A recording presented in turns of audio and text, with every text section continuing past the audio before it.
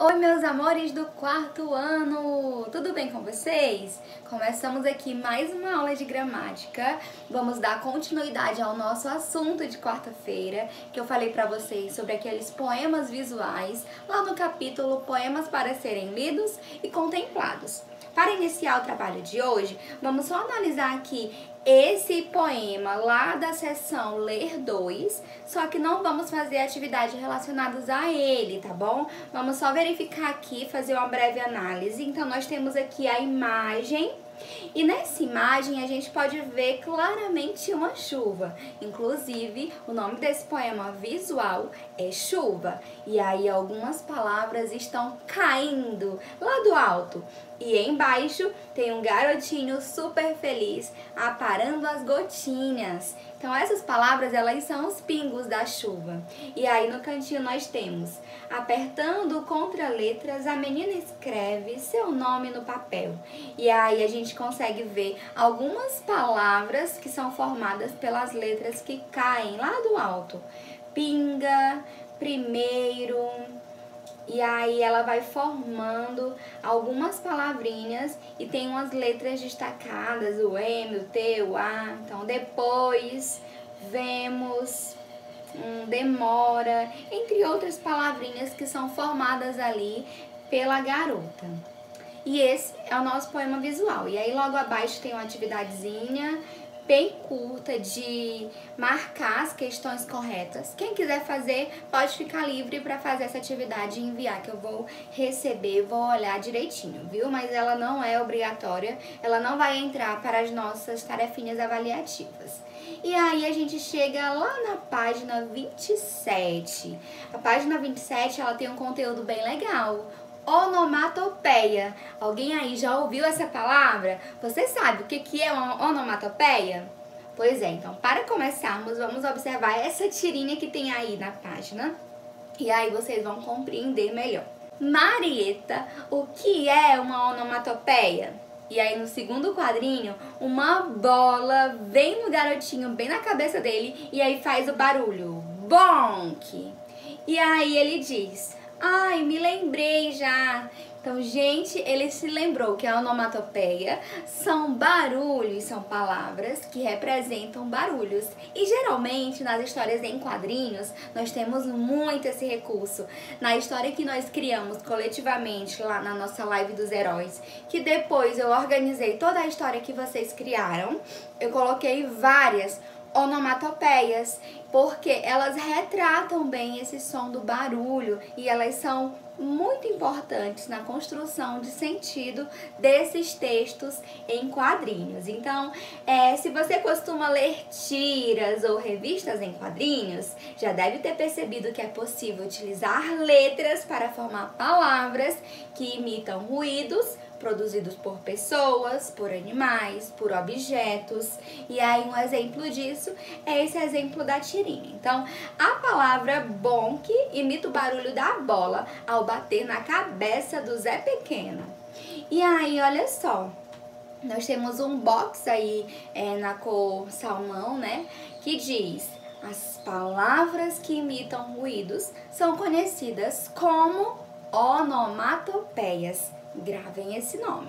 Temos também um box amarelinho que informa o seguinte: Zé Pequeno diz: ah, lembrei, que é a maneira popular de dizer lembrei, do verbo lembrar. Então, igual o Cebolinha que fala algumas palavras erradas, nessa tirinha também o Zé Pequeno, ele imita esse som mais nordestino, essa forma de falar parecido com da literatura de cordel, em que as pessoas escreviam as palavras da maneira como elas eram ditas, né, de acordo com a cultura popular. E aí esse nome é longo e pode parecer esquisito, né, para quem não conhece essa palavra onomatopeia, mas você já deve ter empregado em algum momento da sua vida, porque quando você vai contar uma história, quando você vai contar algo que já aconteceu com você, ou quando você vai dizer uma história de um filme que você assistiu, provavelmente você em algum momento precisou reproduzir um ruído, um barulho, o barulho do tiro, uma pancada, enfim.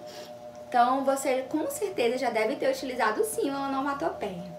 E aí, as vozes dos animais também são onomatopeias. Então, quando eu falo, o gato faz miau, porque o gato ele realmente não faz exatamente esse som. Porém, essa palavrinha miau é uma palavrinha que é usada para representar o barulho emitido pelo gato. Então, as vozes dos animais também são indicadas por palavras que procuram imitar os sons que eles produzem, como miau, glu-glu, au-au, cocoricó. Então, essas palavrinhas, elas também são onomatopeias. Na próxima página, nós temos um quadro com várias onomatopeias e os seus significados. Então, nós temos blá blá blá, que é uma conversa fiada, o nhaque, que é uma mordida, o cabrum, que é um trovão, atchim, espirro, shin, quando alguém está chorando, que é a respiração durante o sono, sniff, que é um choro, uma reclamação, buar, que é um choro forte, bang, que é um tiro, tic-tac, que é o barulho do relógio, quá, quá, quá, que é uma risada, ou então pode ser até o barulho do pato, né, gente?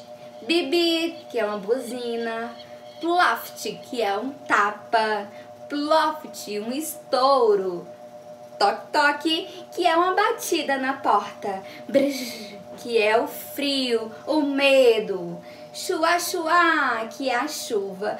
E aqui nessa página nós temos vários barulhinhos, várias onomatopeias. Temos também um outro quadro que mostra os barulhos reproduzidos por animais. Então é uma tentativa de imitar o barulho dos animais. Então, nós temos o porco, o pintinho, o cachorro, o sapo, entre vários outros. Vocês fiquem livres e à vontade para realizar essa leitura, tá certo? E aí, lá na próxima página, na 29, nós temos o poema do menino irritado. Então, olha só. Din dong, din dong, din dong, dum, dum, dum. Din dong, din dong, din dong, dum, dum, dum. E aí, temos aí várias onomatopeias nesse poema. Cronk, crack, crim, cram, crum. E nós temos aí também uns barulhinhos, ó. Tch, tch, rec, rec, pim. E aí temos bang, bang também, entre várias outras onomatopeias. E aí tem uma imagem que ilustra o que esse menino tá fazendo, gente. E eu quero que na atividade você explique isso. O que ele tá fazendo, o que todos esses barulhos representam. Inclusive, alguns desses barulhos já estão lá nas tabelas, não é? Que é para você olhar o significado de cada um deles, para você entender bem esse poema. Então, o que as diferentes onomatopeias do poema procuram reproduzir? Veja que ele está brincando com alguns brinquedos específicos que fazem barulhos específicos. Dentre esses brinquedos tem uma ambulância e um avião. Então, essa imagem ela já serve para você entender melhor o que representa o barulhinho que ele está fazendo. E aí, lá na segunda questão, é para você reler a segunda estrofe e dizer: as onomatopeias usadas sugerem que o garoto brinca com o quê, né? E aí, lá na próxima página, nós temos mais. Algumas onomatopeias estão destacadas e com letras maiúsculas no poema. Então, qual é a finalidade dessas onomatopeias mais destacadas? Quando eu coloco uma palavra grande, significa o quê? Significa que o barulho dela é maior ou menor? Significa intensidade ou não? Então, vocês vão pensar um pouco sobre isso. E aí, lá na quinta questão, nós temos um outro